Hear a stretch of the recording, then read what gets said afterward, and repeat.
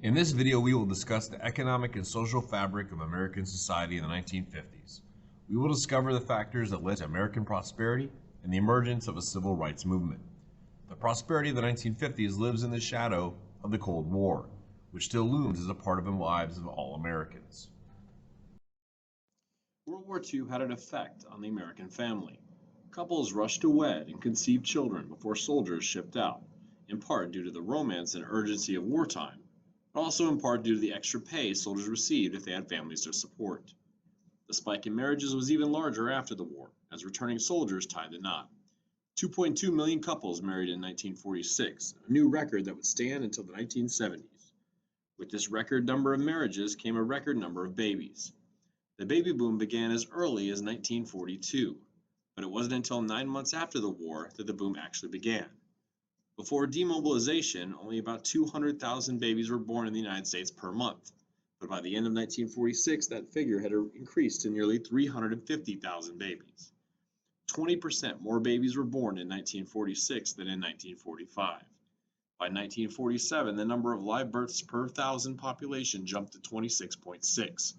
Today, that number is 12. Until this year, the baby boomers, as they are called, were the largest generation in the U.S.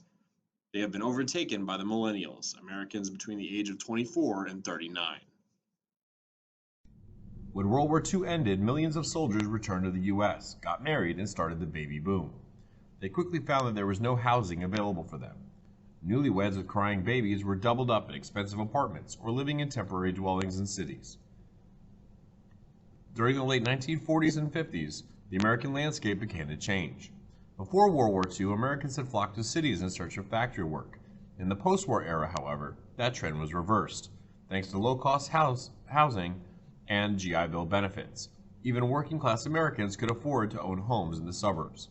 This post-war migration into the suburbs was part of the large reorganization of power and money that affected American industry, race relations, and gender roles. The rapid growth of homeownership and the rise of suburban communities helped drive the post-war economic boom. The percentage of Americans living in suburbs grew from 19.5% in 1940 to 30.7% in 1960. Homeownership rose from 44% in 1940 to 62% in 1960. Between 1950 and 1970, America's suburban population doubled to 74 million, with 83% of all population growth occurring in the suburbs. The growth of these suburbs led to the growth in appliance and automobile sales. Fueled by credit and no longer blocked by the Depression or wartime restrictions, consumers bought countless washers, dryers, refrigerators, freezers, and suddenly televisions. The percentage of Americans that owned at least one television increased from 12% in 1950 to more than 87% in 1960. This new suburban economy also led to the increased demand for automobiles. The percentage of American families owning cars increased from 54% in 1948 to 74% in 1959. Motor fuel consumption rose from 22 million gallons in 1945 to 59 million gallons in 1958. Uprooted by the war, millions of Americans made moving a habit in the post-war era. During the war, Americans had moved to the north to find jobs in weapons factories. The industrial north included the area from Pennsylvania through Ohio and into Michigan. It was best known as the Rust Belt because of its large number of factories. After the war, many of the factory jobs in the Rust Belt were lost because of cuts in production. A warmer climate, lower taxes, and economic opportunities in defense-related industries attracted many veterans and their families to states from Florida to California. This region is known as the Sun Belt. By transferring tax dollars from the Northeast and Midwest to the South and the West, military spending during the Cold War helped finance the shift of industry, people, and ultimately political power from one region to another. Polio is an infectious disease caused by a virus. It typically causes muscle weakness and can lead to paralysis. President Franklin Roosevelt contracted polio at age 39 and lost the use of his legs. The first effective polio vaccine was developed by Jonas Salk at the University of Pittsburgh in 1952. It was tested and finally licensed for use in 1955. Vaccination against polio began, and by 1961, very few cases of polio were reported. Following the successful Soviet detonation of an atomic device in September of 1949, the U.S. accelerated its program to develop the next stage in atomic weaponry. a thermonuclear bomb. Popularly known as the hydrogen bomb, this new weapon was approximately 1,000 times more powerful than the conventional nuclear devices. Opponents of development of the hydrogen bomb included J. Robert Oppenheimer, one of the fathers of the atomic bomb. He and others argued that little would be accomplished except the speeding up of the arms race, since it was assumed that the Soviets would quickly follow suit. The opponents were correct in their assumptions. The Soviet Union exploded a thermonuclear device the following year, and by the late 1970s, 7 nations had constructed hydrogen bombs. The nuclear arms race had taken a fearful step forward. Americans were in a hurry to beat the Soviets in launching a satellite into space. Both the US and the Soviet Union were working on rockets to carry these satellites into orbit around the Earth. In 1957, a new word entered the world's vocabulary: ICBM, short for Intercontinental Ballistic Missiles. These were rockets that carried nuclear warheads with ranges of over 5,000 miles. No place on Earth was safe from nuclear destruction. The Soviet Union was the first to successfully launch an ICBM, sending the first satellite Sputnik into orbit. The US sent their first ICBM, Atlas, into the sky in 1958. This was the start of an arms race which would produce 50,000 nuclear weapons. In 1957, the Soviet Union shocked the US and the world by launching the first satellite into orbit around the Earth, known as Sputnik. Suddenly, the technological leadership of the US was open to question. To add insult to injury, US rockets trying to match the Soviets failed repeatedly. What was responsible for this scientific debacle? Some blamed schools and inadequate instruction in the sciences. Kids were too busy watching television and listening to rock and roll. In 1958, Congress passed the National Defense and Education Act to give hundreds of millions of dollars in federal money to schools for science and foreign language education. In 1958, Congress created NASA, or the National Aeronautic and Space Administration. NASA's purpose was to get the US to catch up to the Soviets in space, and even pass them up. Americans were terrified of the Soviets having Sputnik for several reasons. The Soviets could spy on us from space, or they could put a thermonuclear warhead on the missile or rocket that launched the satellites, and deliver them anywhere in the world, in minutes, with no defense against them. The US will spend billions on NASA to build missiles and explore outer space.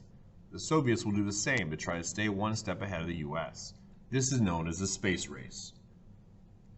Explorer 1 was the first US satellite and the first satellite to carry science instruments.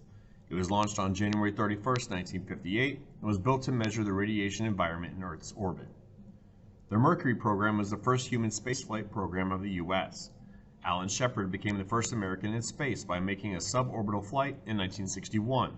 John Glenn became the first American to orbit the Earth in February 1962.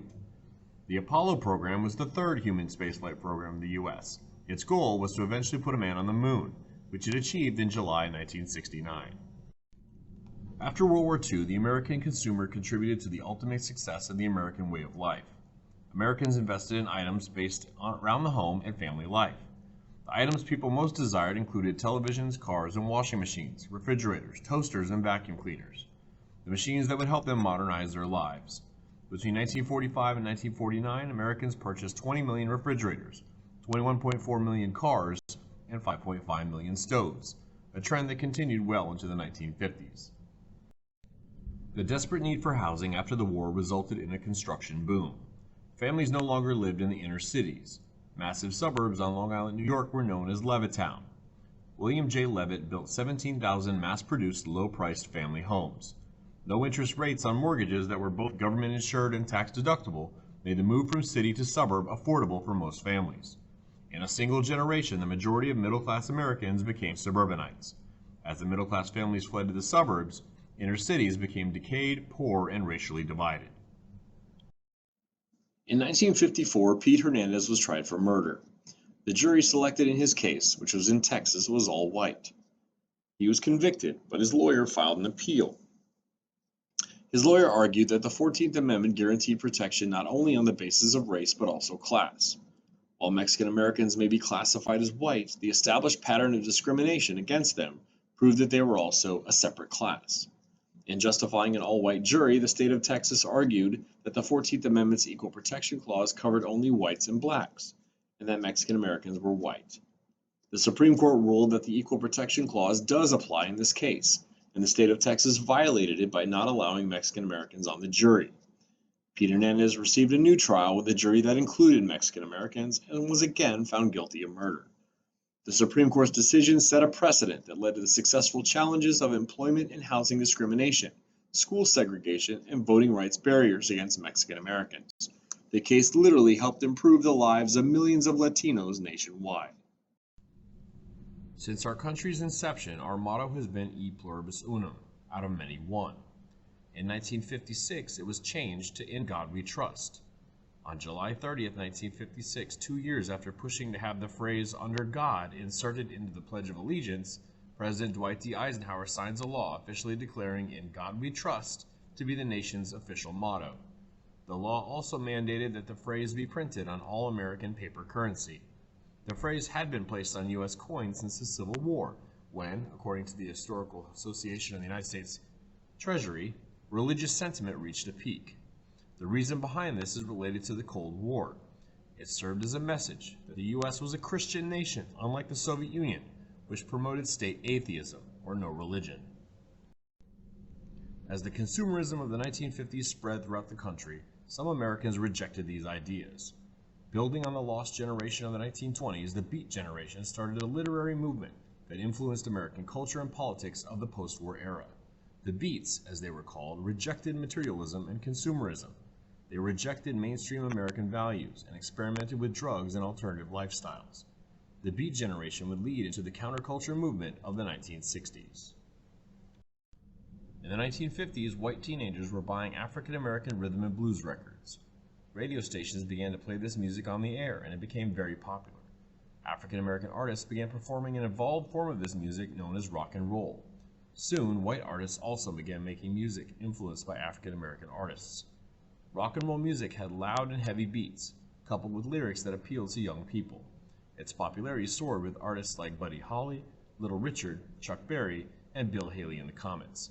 The most popular superstar of this genre of music was Elvis Presley, whose dance moves were seen by adults as inappropriate.